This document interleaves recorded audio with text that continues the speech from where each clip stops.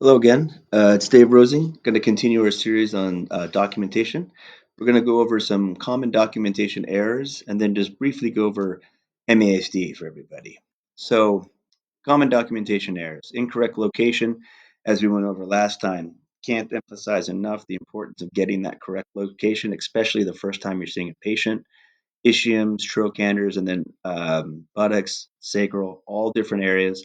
Thighs, different as well. So make sure you get that correct diagnosis the first time. If you need to correct the treatment nurse, this is okay.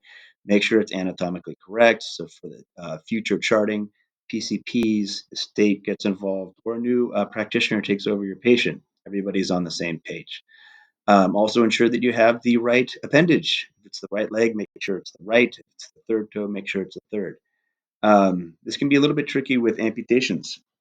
So if a patient's had a second toe amputation, that third toe may appear to be the second toe, but it is not. It's the third. So make sure you get those all correct, ideally the first time around. Staging non-pressure injuries. So this can happen. Um, say maybe it's a little bit of confusion, maybe not too quite too sure, but I've seen diabetic stage 3 or venous ulcer stage 2, and that's not how it is. Once you stage a wound, you're basically calling it pressure, and once it's a pressure wound is documented, it starts to look pretty dodgy if you have to switch that back to something else. That being said, when examining the patient for the first time and you're not sure if this is an arterial issue or it's a pressure issue, it's okay to say this is unknown etiology until those diagnostic tests come back, whether that be a formal ABI, arterial Doppler, etc.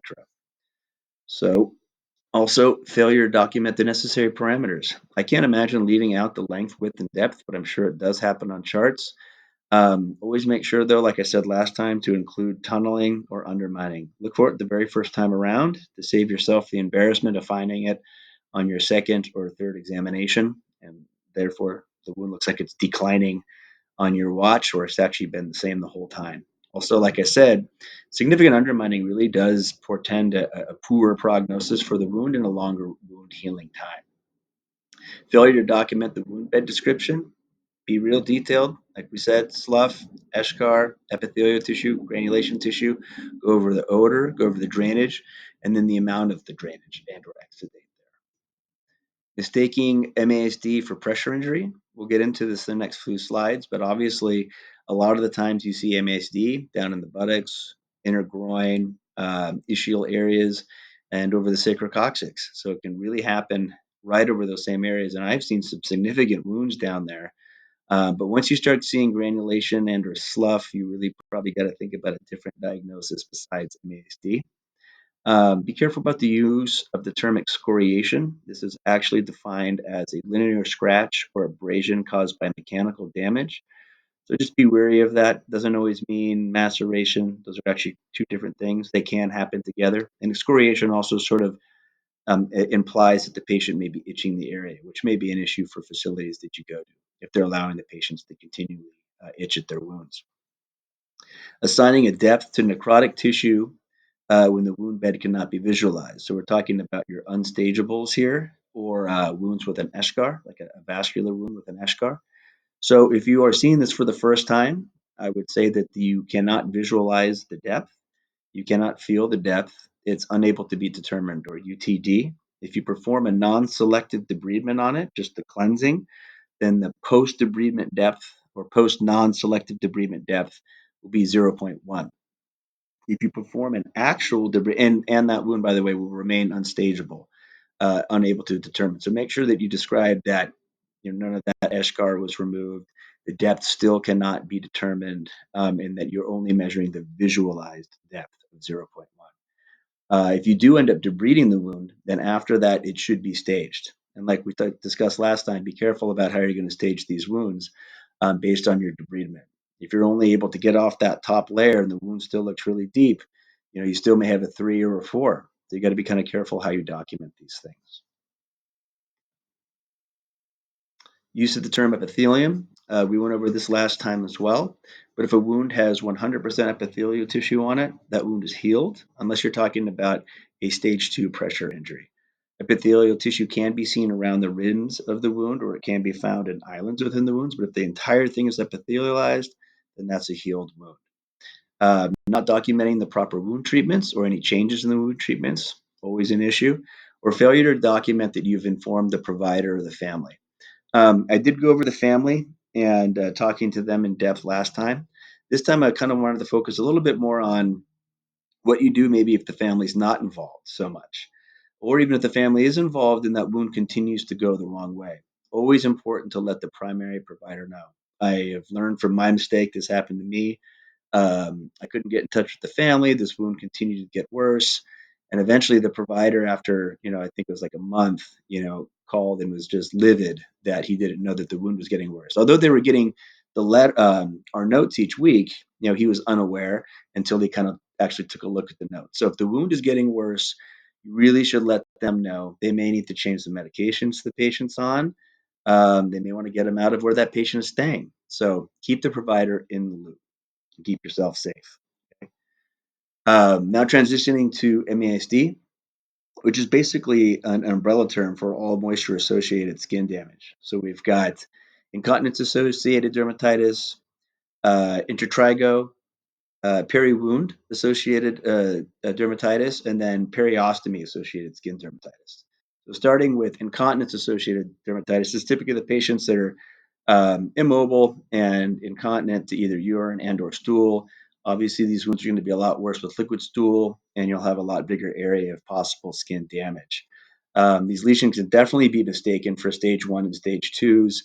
A lot of the times, these patients are at risk for stage one and stage two. So you got to be careful on how you want to document these, and really take a good look at the wound. Ensure there's not a slough or granulation tissue there forming, and then when that skin is moist, you're definitely be more susceptible to infection and further skin damage. So just because a stage one or stage two isn't present at that time does not mean that that won't happen. And a lot of times, MASD can actually progress into stage threes and stage fours.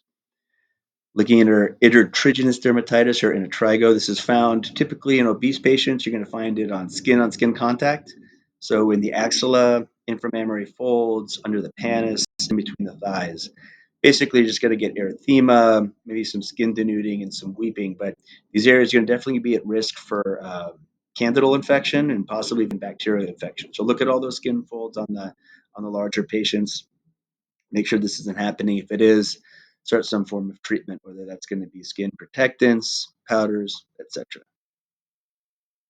Peristomal moisture associated dermatitis. So this is where we're going to see patients with gastrostomies, suprapubic tubes, tracheostomies, colostomies, ileostomies, and then fistulas. And basically, enterocutaneous fistula is just a connection from the intestines up to the skin, typically post-surgical. And all of these will be potentially damaging. You've got some caustic materials. Typically, ileostomies with that small bowel caustic material is going to be kind of the worst. It's hard to contain because it's liquid. It's still relatively could be acidic, could be alkalinic based on different patient factors and where it is. Gastrostomies, as you guys know, can be very damaging to the skin. Um, and then colostomies, typically you're dealing with solid stool, so it's not too bad. But if a patient's got diarrhea or heavy stool output, again, you're going to have a difficulty containing that. And the biggest issue really is actually getting an appliance on any of these things to contain that effluent and prevent basically infection. Most of the time, we're just talking about skin dermatitis, but I've seen all of those locations actually turn into a cellulitis and sometimes even life threatening infections.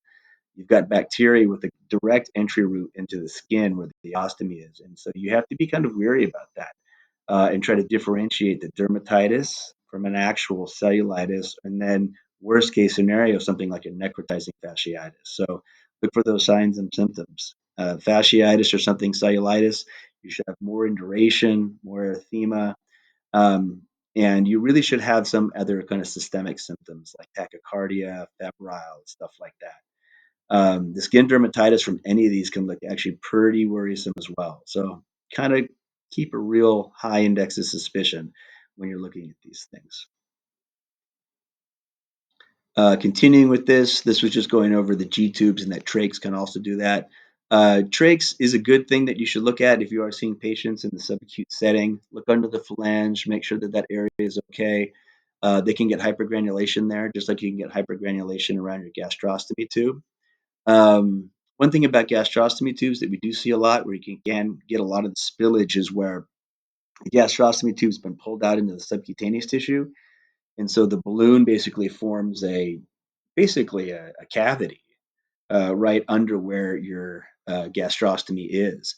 And then there's a tube going, the new tube is going directly through it. And so you've got a whole ostomy this big, and you got a tube about this big, and it's just constantly leaking. Total pain. I'm sure you've all seen it.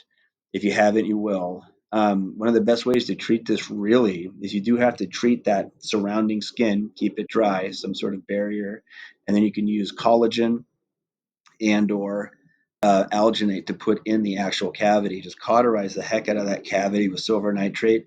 And then, really, what you want to do is inflate the balloon as much as you can and try to keep the stopper tight so that the G tube is not able to be ball valving in and out and constantly spilling. And I found actually that sometimes taking a smaller tube and putting it in there, sometimes these ostomies are huge, and so you put a 30 in. I find once you get above a 26, a lot of the times you're going to almost always continue leaking. So you almost want to put a smaller tube in sometimes to see if you can get that ostomy to start shrinking and healing around that tube. Just some things to try in these complex patients. Um, Lastly, we've got peri-wound MASD.